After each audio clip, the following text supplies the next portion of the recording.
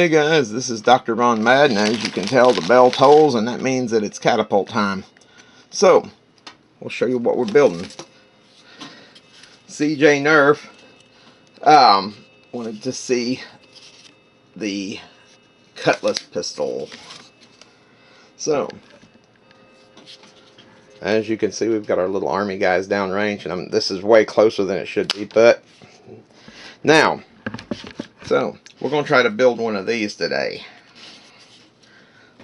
This cutlass pistol. Very nicely, got a nice handguard on it, top brake trigger. Fairly simple to construct. Cardboard blade underneath. Not really suited for chopping anything, just looks cool. So, for that you're going to need a source of cardboard, and for that we've got Kid Mad's weaving loom box. You're going to need some of these contoured popsicle sticks. Need a handful or two of these tongue depressors. You're going to need a couple of these giant ones, and I've got one or two of these jumbos in reserve in case I need them. Also a clothespin, a whole handful of rubber bands, and some paint. Now for my paint job on these today, as you can see on the original, I did it in kind of a blue and orange scheme. We're going to go with full-on camo, kind of like my headband.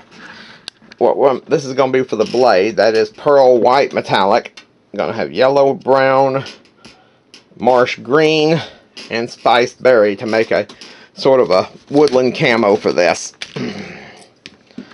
So, and honestly, painting these things is to me as much fun as building them. Now, you're also going to need your hot glue gun, a knife. Let me get mine out. Where is mine? Well, I've got my Stanley. I've usually got about 2 or 3 knives on me at all the time. Okay, I've got my folding Stanley, or Sheffield. We're going to be needing this, kids, if you're going to be doing this one. Make sure you get a grown-up to help you. And a pair of scissors. Now, these scissors right now smell like candle wax and cedar, because I've been experimenting with something that may or may not make it to the show. We're trying to work on it now. Trying to make my own scented candles, but that's a story for another time. Alright, this first thing you do, we got to make our hand grip. Now, the hand grips you're going to want to cut, kind of measure your hand off and cut it accordingly. Now, keep this one handy. You don't really want to cut it just yet. You actually do need this tang here in the middle. So what we're going to do is we're going to use that one as a base for this one. As the Russians call it, by the eye. Now, going to take the 2 longer ones and we're going to glue those together. Those are going to be the core of your hand grip. So, let's make her so. I'm going to make sure I get it over into this flare. And up in here. Now we're going to slip these 2 together. Doesn't have to be perfect, but it does kind of have to be even. So, now, we're going to come over here. And we're going to put the outer scales on this thing now. So that way we will have some idea of how to set this up. Now we'll come over here on this side and do the same thing, and make sure that your angled side of this hand grip matches that. See, like, go ahead and get this evened up.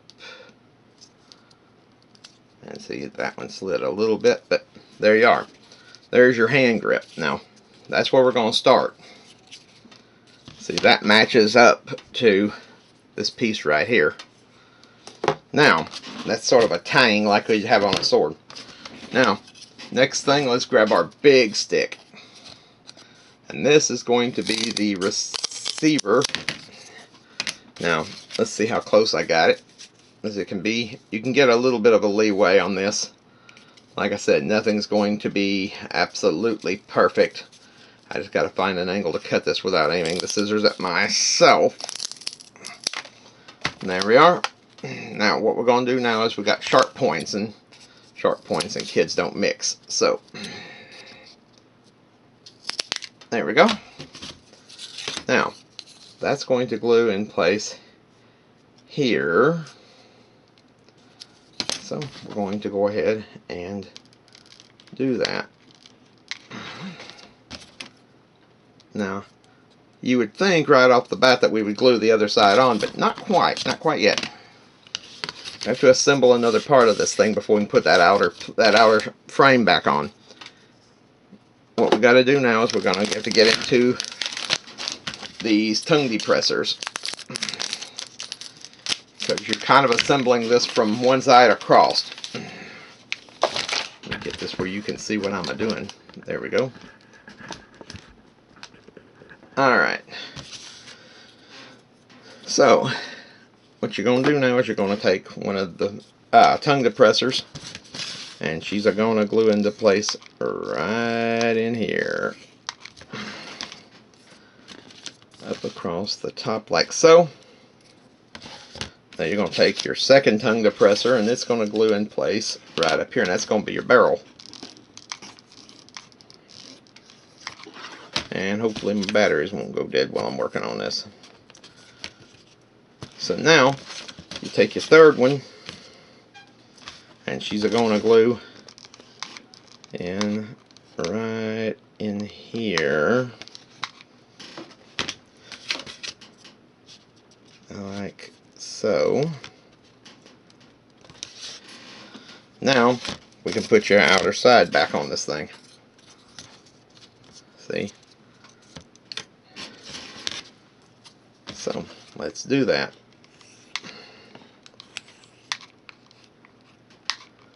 And it doesn't matter if it pushes it in just a hair. If you think there's going to be a problem with that, go ahead and put a rubber band or something on it till it hardens. See? Now right there would make a handy little rubber band pistol all by its lonesome. But now we're going to come over here on this end, and we're going to cut this down just a hair's breadth. You'll see why in a minute. Now, I'm going to go ahead and assemble our the knuckle guard on this thing, because it is a cutlass pistol after all. So for that, now on the original I put it on the outside, but I'm thinking I'm going to see about maybe putting it on the inside to strengthen this structure. Kind of learn a little bit as you're doing, and that's what we're going to do. Let's see. Now we're going to have to angle this back just a piece, make sure our hand still fits in there. Nicely done. Okay, now we'll put a new glue stick in our glue gun, and we're going to put some glue down in that slot. And some glue here, and some glue here, and everybody gets some glue, and everybody's happy, and it's a big glue party. That sounded wrong. Now, if you have an overhang, because you're liable to, just kind of go up here and cut this down. Now, it's going to be a little bit longer than the original, but it'll be okay.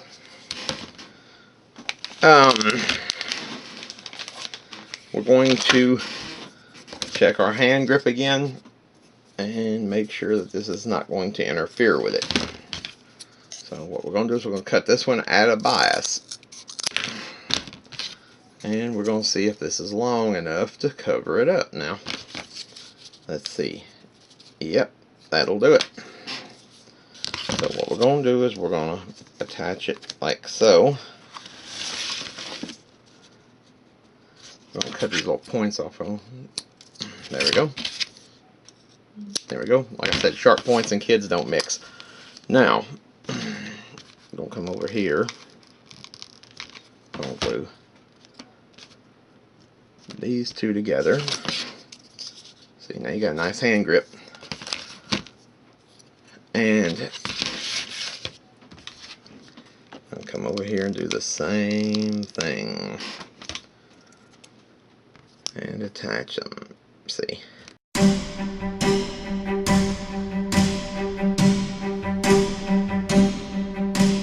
And one battery change later.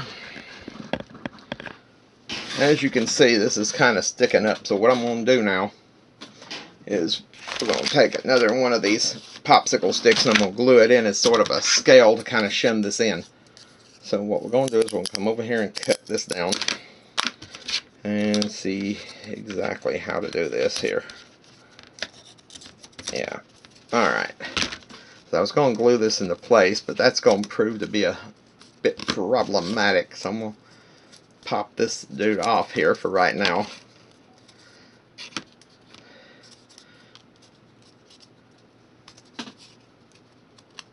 I'll peel some of this glue off.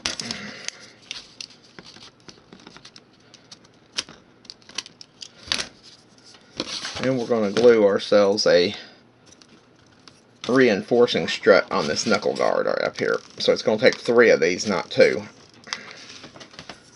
But believe it or not, that's usually par for the course when you're building anything like this, that you run into situations you don't expect. So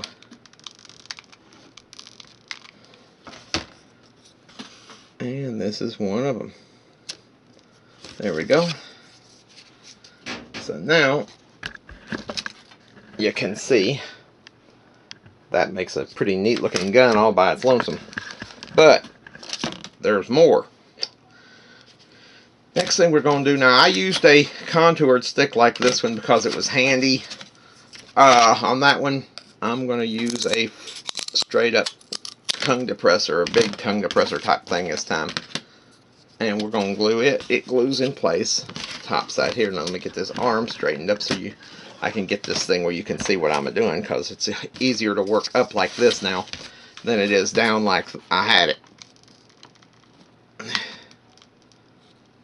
Alright, now I'm going to go ahead and glue. That's going to be the platform for your trigger.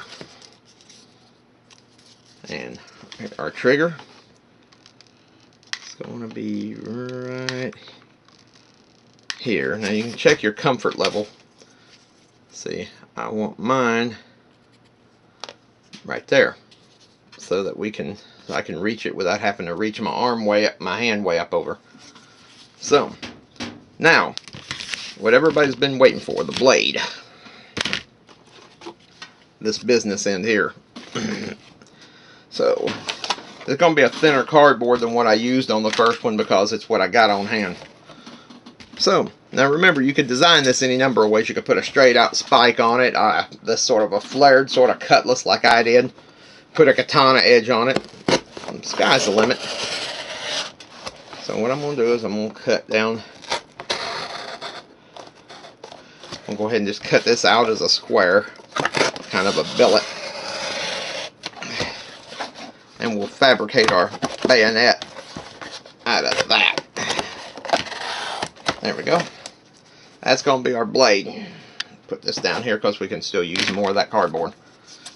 Now, we'll cut this corner here off.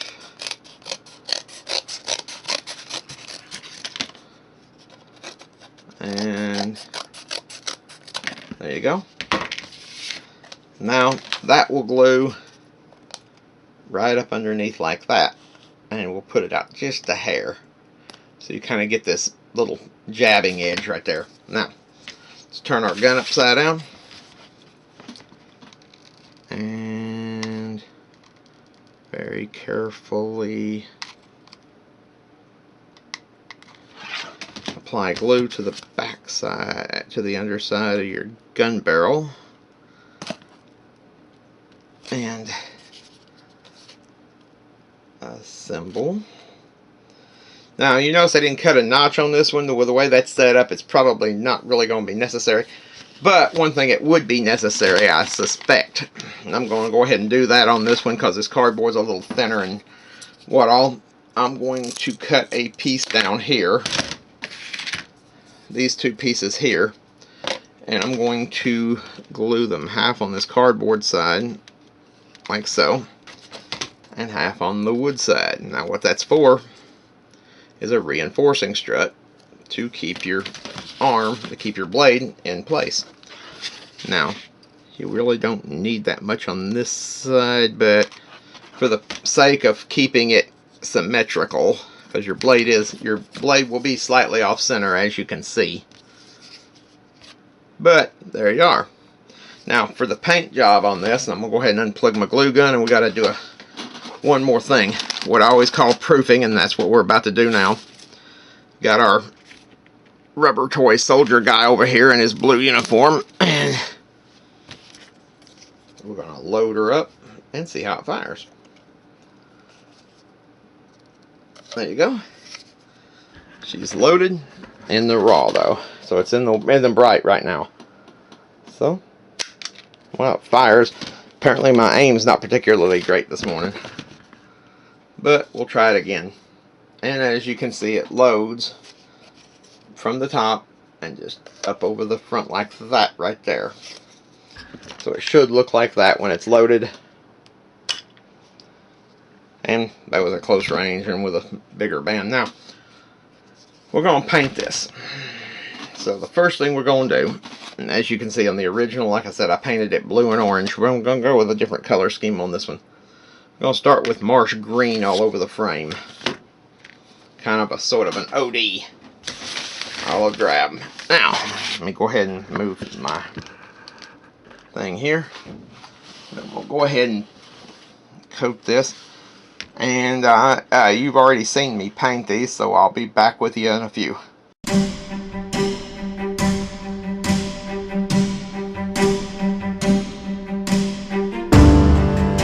Alright, both sides of this are going to be painted similar, so we're going to paint the one side to kind of show you. I've already got it painted olive drab here. As you can see, I've already painted this blade kind of a pearlescent white. Now, the next color we're bringing into play is going to be bright yellow or daffodil yellow. For that, we're going to be using a much smaller brush. I used the big old honking brush on the outer coat, the main coat of all this, where you're going to have the most paint involved now. So we're going to try to see if this will work here. So we're just going to dab on some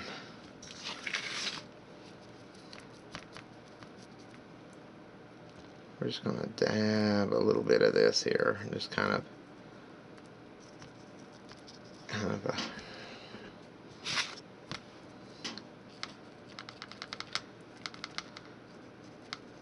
and then we'll go into the other colors now.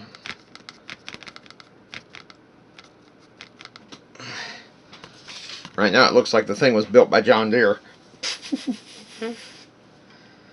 Now, that should do it for the yellow. Let's go for the spiced berry now. It's kind of a woodland camo. Very similar, in fact, to these neat bandanas that I got from Walmart. Got one like this, and I got one in kind of a gray and light gray and white sort of a camo. I'm thinking it's probably supposed to be either an urban camo or a winter camo. Either way, it's neat looking. Now, I'm wearing the green one today because I like green. Now, again, with the dabbing. Now, you could go any kind of color scheme you wanted. You've seen some of the really brightly colored ones. Whatever color you use, this should prove a real conversation piece in any kid's toy arsenal, or on sitting on your office desk, or in your workshop, whatever, you know. It's not every day you see these cutlass pistols. Historically, they were more or less a curiosity and were probably never painted in camouflage. They were usually like old flintlocks, or even percussion caps, I'm sure, were done like this. And I'm sure, and I know that, yeah, in Belgium, I believe, or France in the 1800s, they had something they called the Apache pistol that had a set of brass knuckles on it and a little jagged looking knife. that all of it folded in on one little pepper box revolver, which was kind of neat. Now, let's see how well this melted chocolate is. That paint doesn't sound great. Sounds like it's tad on the runny side. So let's see what we got. Nothing should be brown and runny, but we'll see what we got. And we'll paint the other side that later, but right now, oh yeah, it's going to be okay. And if it runs a little bit, it'll actually work for us, not against us. So we're just going to dab a little brown in here. Kind of get this thing kind of the woodland camo type scheme going on here. I could have put a little light green, but it's more of an alpine, I suspect. So just trying to make sure that while there's enough green on it, that there's the rest of it. Now I'm going to let that side of it dry and we'll paint the other side, but we're pretty well done with this project. So if you like this video, and I hope you do, please share and like and subscribe. You can actually see here, I'll show you real quick before I get off here. Don't forget to follow us on Pinterest, Patreon, and Facebook. I appreciate everyone who comes to watch us and comment and share and subscribe and everything. So, because you guys are what keeps it going. And let's compare the original to the Mark II Cutlass pistol. It's a little bit shorter. It's a little bit shorter and a little more compact. But essentially it's the same size, or the same basic concept. The frame's a little bit shorter on this one than it is over here. The blade's a bit different. But you could, like I said, you can chalk that up to developmental changes as I built these things and learned. Anyway, I hope you guys enjoyed this video as much as I enjoyed making it. And until the next video, I will see you guys on the flip side. Thanks for watching. Bye-bye. And God bless. And keep on building. Bye-bye.